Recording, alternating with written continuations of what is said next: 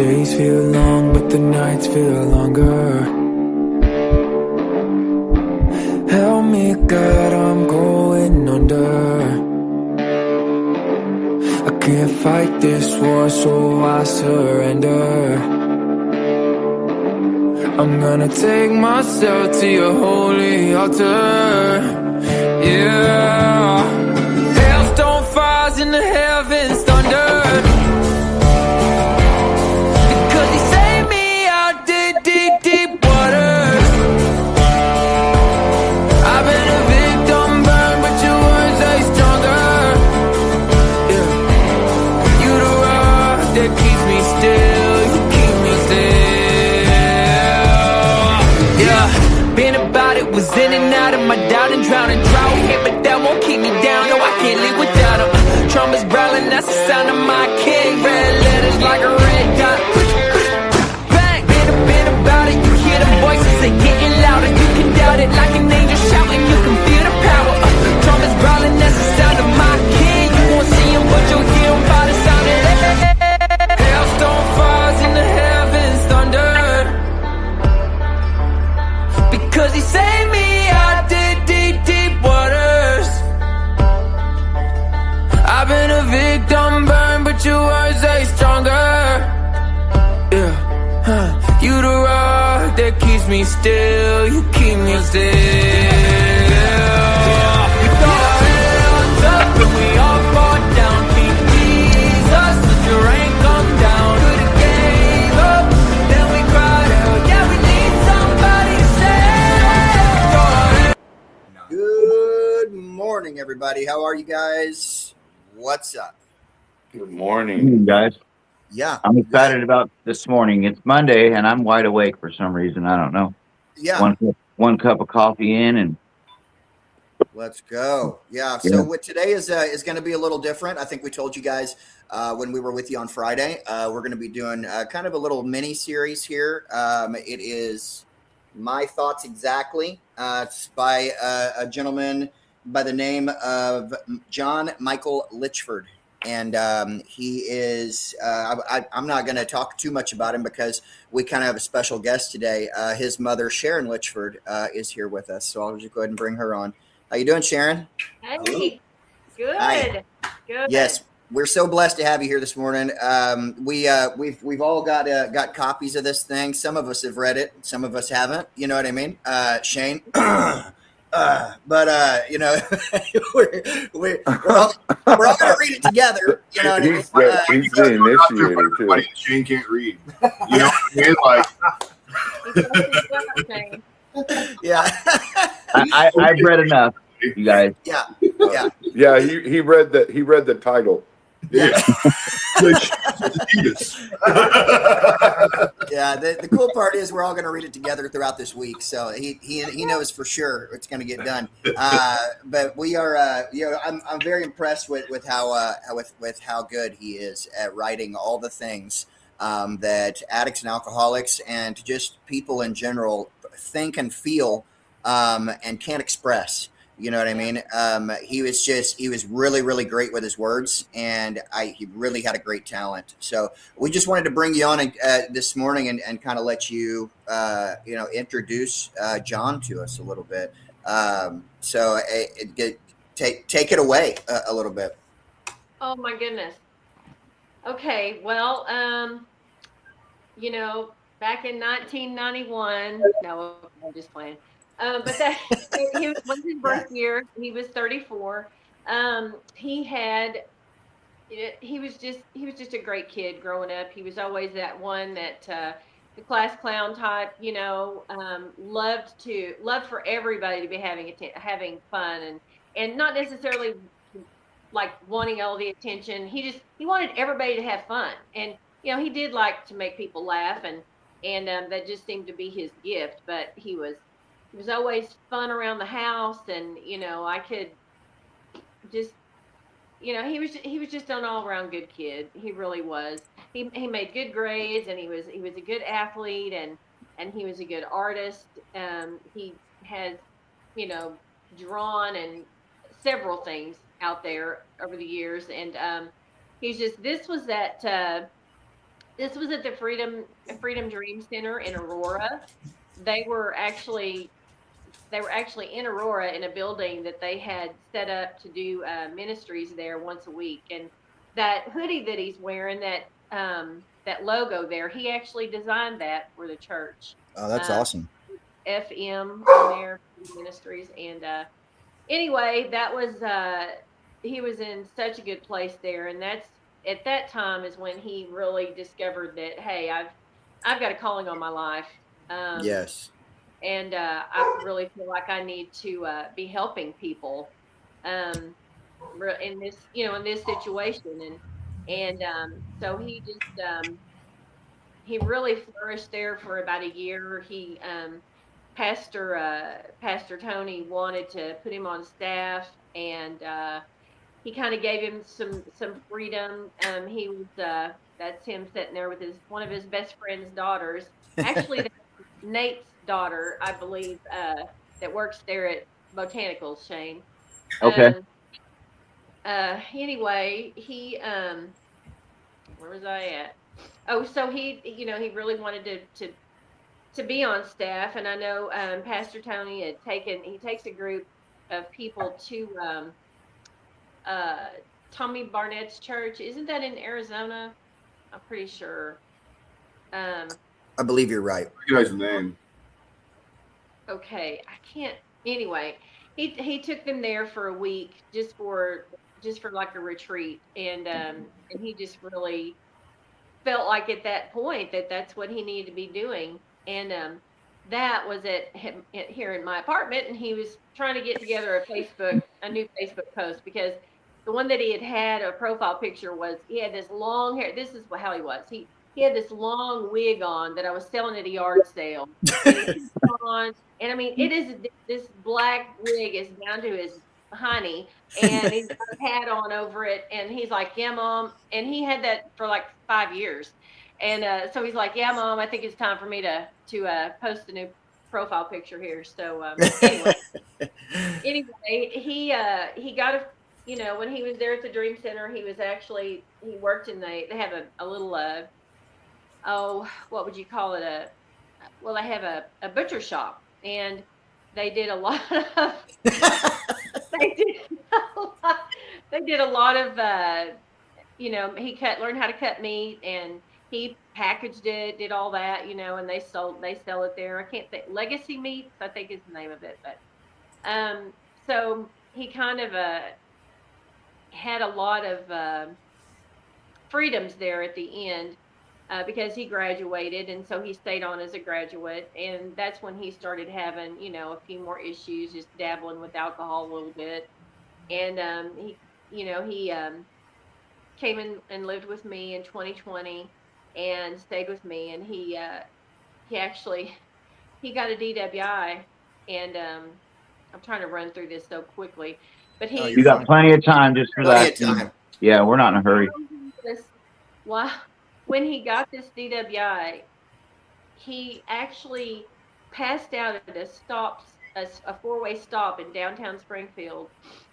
And when they, woke him up and arrested him, they were like, "Well, what are you doing, John?" And he said, "Well, I'm just trying to help some people out." And he was giving granola bars and waters to homeless people downtown. Oh, wow.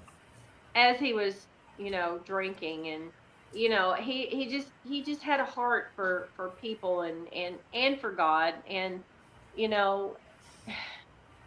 anyway, he was in and out of jobs, and went to a facility, went to the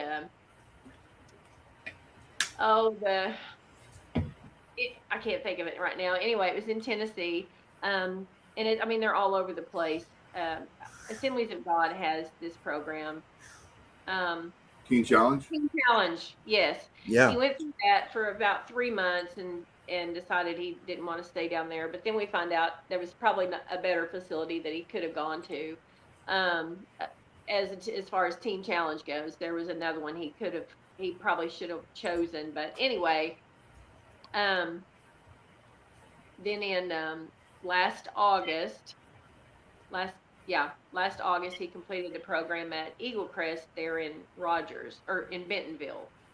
And he completed that program, and then he was in sober living. That's his dad and his older brother there, his big brother. And His big brother's smaller than he is. he is. His big little brother. His Yeah. big little brother. Yeah. Yeah. Yeah. And his other big little brother is bigger than or smaller than him too. So his other big brother, yeah. Dad's got a little bit on both of them though, right? Yeah. Yep, he does. A couple Yeah. inches taller. That's good. But they were getting ready to go play golf right there, and anyway, he completed this program, and then that's him at that young man's little pee-wee football game. I don't know if any of y'all know Moses Martinez, but he went through that program up there. He was actually he was one of the pastors up there at the Freedom Center, and John really took a liking to the family and would go and watch ball games and stuff. So Yeah.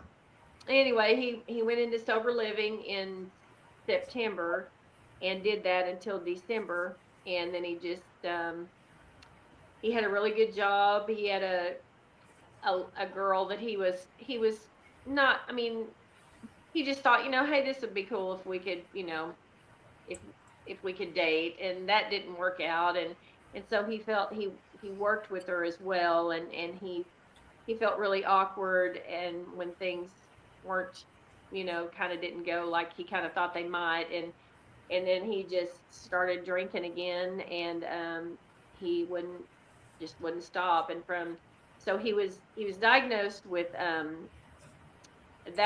this picture was in Arizona at that retreat. So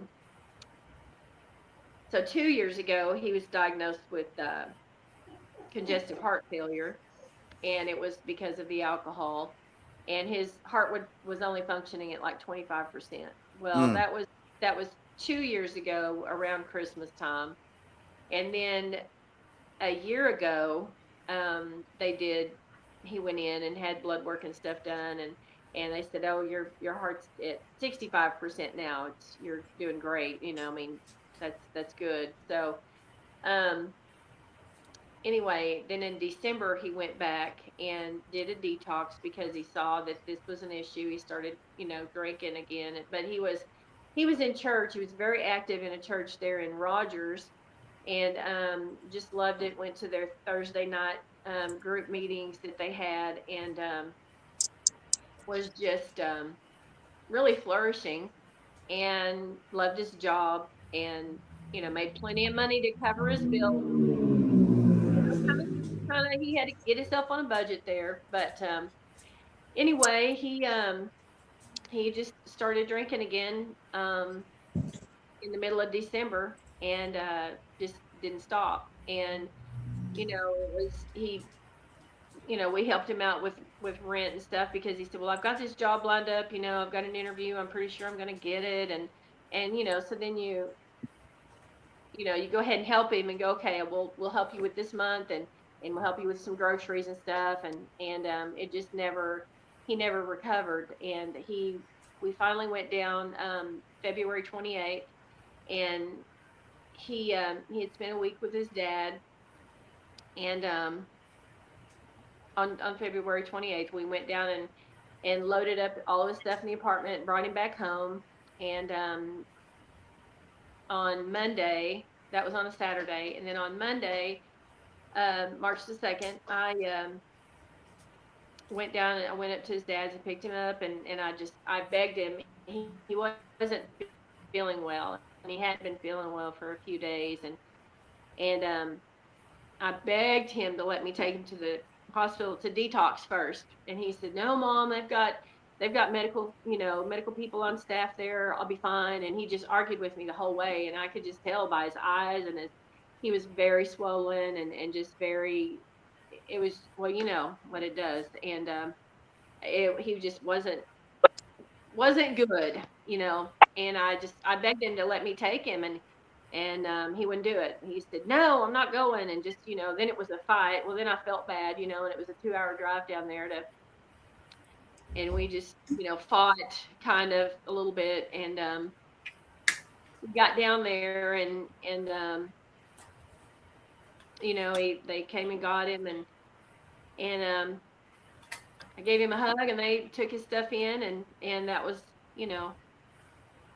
told him I loved him, love you too, Mom, and it's gonna be okay, and then he was stumbling a little bit, and she looks at me, and she could tell that he was pretty, we feel like he probably had something stashed somewhere at his dad's house, because he wasn't getting that much to drink, because he was trying to, tether down, or, what do you call that? Just kind of, oh, what's that word when you just kind of Taper off. Taper off. There we go. Taper off. So, because, it is dangerous to just stop the alcohol cold turkey, and after you've drank as much as he was. So anyway, he had a seizure on that Monday night, and the ambulance came, and they tried to talk to him, tried to talk him into going to the hospital and just doing the detox there. And he just refused. And he got up the next morning and was doing finalizing some paperwork and stuff. And he just said, "Man, I'm just so tired this morning." And these people knew him because he had been there before. So he was just going through, it was the same program. He was going to do it again. And so he just went over and laid down on the couch, and somebody noticed him acting weird. He kind of gulped and had a massive heart attack. And yeah, so. We're so sorry for your loss. I can't even imagine losing one of my children. So God bless you for that, and God bless you for coming on here and doing this. I wanted to ask you, when did we know that he was such a good writer? When did this become kind of a love for him? When did he figure this out? Probably that very first story that he wrote. 2020. Yeah, probably.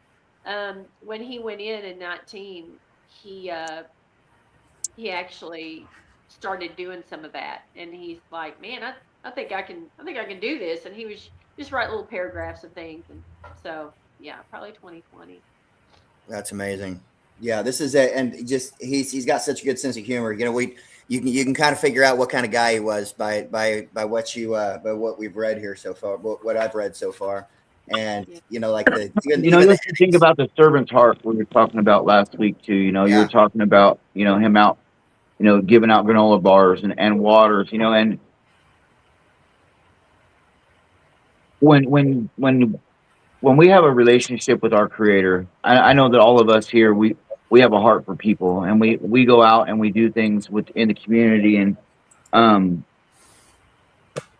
people who don't have shelter and are struggling. We spend a lot of time in that field, so to understand that gives me a big understanding of the servant's heart that he had.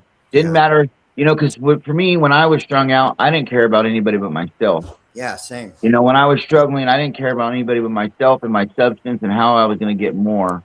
And to see him in the midst of even struggling with his own stuff and his own spot in a dark place within himself, but still out trying to help other people. That can only be the love of Jesus. And that's inspiring. But also that just shows the character and the kind of heart that he had for the community and for others, So I think that was beautiful. Yeah. Excuse me. 1 second. I completely agree with it. He was he seemed he's such a great sense of humor in here too. I think that the really cool thing about this is, I see myself in all of these issues and these problems that he discusses in this paper. You know what I mean? I'm only 3 years clean and sober, and I went through the same program, the Scott's Gangsters recovery program. I was there for 18 months, and a lot of the same feelings and thoughts have crossed through my head, many times. But it's a lot of the time it's things that I don't want to discuss. You know what I mean? A lot of times it's things that just things that I don't want to verbalize. So for him to put it on paper and so it's easier to write it down. It is. it's really cool. You know, and that's what attracted me when I started reading it, and you know, and I started, you know, kind of absorbing and put myself, and I was like, oh yeah, you know, I've felt that, I've done that, you know, and you know, and that's what attracts us, all of us, to these writings, because you know, we struggled with the same things in the same kind of ways, and you know, and like you said, Kevin, sometimes you can't go and verbalize what you're feeling. But as for me, because you know, I'm a writer as well, and I know it's a lot easier for me to write stuff down, and you know, and if you like to read the book, you know, you read some of the words that I wrote, and those aren't the conversations I have, and that's what attracted me in the first place when I was reading it, and I was like, oh wow, you know, because it's articulate when you can take and verbalize, Yes. you know, and write it down on paper, and that's why it's so important for people to journal. Yeah. I agree. Yeah. I agree. Yeah. When did he show you all this stuff? Did you find this after, or? Well, no. So the very first time that he wrote one, he said, "Mom, I'm going to start this blog," and he said, "I want you to read this." So I read every one of them when he did them, you know, over the last 6 years, and I, you know, give him opinion or you know, help him with some grammatical errors or whatever, you know. And not that I was any really help, you know, Yeah. maybe some punctuation or something. I don't know, Yeah. but you know, he just wanted me to read them, and so he just, you know, I mean, I don't know what inspired him. I guess each story kind of tells, you know, what was on his heart, you know. So Yeah, he did such a great job, and we're super glad that you jumped on here and got a chance to kind of introduce who your son was, and what the type thank of heart that he you. had. This has been, yeah, this is so awesome. I would, you know, I could have probably told, you could have told me, and I could have told them, but it wouldn't have been the same. You know what I Right. mean? So You know, we're very blessed to have you on this morning. We know that this is very new and hard for you. So thank you for doing yeah. this. So this was originally like a WordPress or like some sort of a blog, like online. That's what this was. Yeah, but he didn't put it online. He just put it on He did. paper. No, Oh, on okay. Facebook. Oh, he did put it online? Okay. It's Yeah. on Facebook, yeah. Facebook. Okay. We did. Okay. And what we did was my daughter-in-law pulled these down. My daughter-in-law, my grandson pulled these down, and just made the copies so that we could give them out at John's funeral. So, yeah. So good. Yeah, So, we're and I my hope for this is that that we're able to share his testimony through his writings. You know, even after he's gone, we want his story to be told. We want his thoughts and his feelings to be verbalized still. And you know, if it hits home with us, I know it hits home with many other people. I know that this is it's very similar to me as listening to testimony at church when yeah. people are giving testimonies. I know that there's a lot of times during testimonies, I'm like, oh my gosh, I've felt the exact same way. You know what I mean? Right. Like, that's exactly how I felt when this happened. And when I was Yeah. reading this, I felt the same thing. So for us to be able to kind of broadcast that and hopefully he's able to help others, Yes. you know, through all this. That's So, our goal. Because Absolutely. from Praise what God. I read and what I hear, that's what he would have wanted anyway. Yes, Yeah. absolutely. I'm sure he's just up there going, yes, go mom, take that, you know. Yeah, we'll pick up the torch and we'll pass it on. You know what I mean? That's what we have to do as Christians. You know, Right. so Right. absolutely love that. You guys got any questions for Sharon before we let her off the hot seat? Pretty much, I had a conversation with her last night, so Yeah. we're good. Absolutely. You guys, you've been a pleasure. Thank you so much for joining us this morning, Sharon. We will see you soon. Hopefully, we'll get together we'll get together with you sometime or the other. And after we've read all this and we've gone through this series, and we'll go get you something to eat or something. Okay? Woo! Yeah. Right? Absolutely. Happy Love meal. you. God bless. A happy meal. Yeah. Oh, we're not gonna. Hey, Yeah. hey, hon, we will not let Shane take you. Okay, Yeah, Shane, because, Shane won't take you you know, anywhere. yeah, We won't even let him drive. no. Actually, yeah. So, yeah, All right. very nice to meet you Me again, too. You and definitely moved wrong. we will see you soon. We hope that we can do his words justice here. And if you have anything to chime in with throughout this Okay, series, yeah. I know you're probably going to be watching. Please chime Yeah. back in. You're more than welcome to jump on. Okay. All right. All right. Love you. Thank you so much. That was cool. Yeah, very glad that we got a chance to do that and let Sharon kind of introduce who her son was. I couldn't have done it any justice in comparison to that. And you guys got a chance to kind of see some pictures of the writer of what we're about to read throughout the rest of this week. We're going to do what is today? Monday. So Tuesday, Wednesday, Thursday, Friday. We'll try to get through this. But you know, Shane jumps in the car at about 6:15 every day, so we'll see what we can do. You know what I mean? So we'll see what we can do. You know, we don't know. He can't. I know he can't read and drive at the same time. So I don't know. Well, here's what we'll do: is we'll read in the morning. I'll be driving as we're talking about what we read. Oh, okay. So we have to read for the first 15 minutes. So Shane, you think Shane's going to jump on here and not say anything? We're just going to start reading. Is that how it's going to work? Oh, we're gonna put a rein on him. Yeah, Shane normally talks for about 10 minutes, and he's like, "All right, let's go." and then he's in the car. So, so we're just gonna have you shut your pie hole for a little while, so we can get through this. Absolutely, I'll do my best. Okay. Yeah. Okay. Thank you guys for joining us this morning. With special thanks to Sharon again for joining us as well. That was really cool. She got a chance to introduce who he was. We will jump back into My Thoughts Exactly by John Litchford whenever we come back tomorrow morning at 6 a.m. Thank you all for joining us. Dano, do you want to pray us out of here, please? Abba, Father, Papa God, what a wonderful day that we get to wake up and we get to look to you for the whys and the reasons, for the love, for the guidance, Father.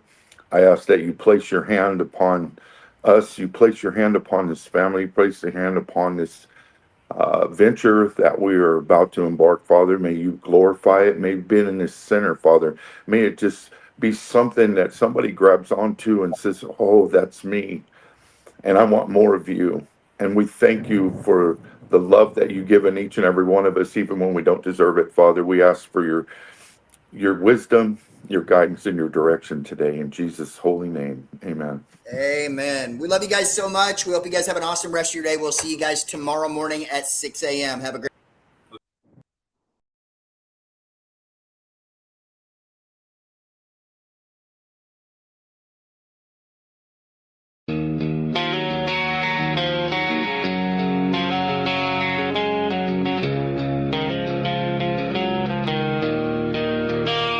All my life I was lost on the wrong side of freedom. I laid with trouble far away from the kingdom. There I was hanging with my shame next to the one who calls me by name.